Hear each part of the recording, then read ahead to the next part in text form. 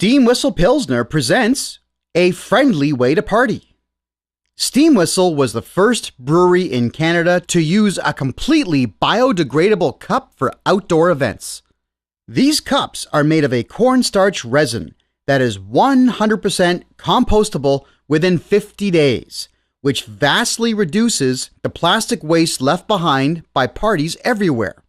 To enjoy this great Pilsner, walk in the front door of The Bar with No Name at 1651 Bloor Street West in Toronto, just east of Keele. The website address, you'll love this one, www.thebarwithnoname.ca.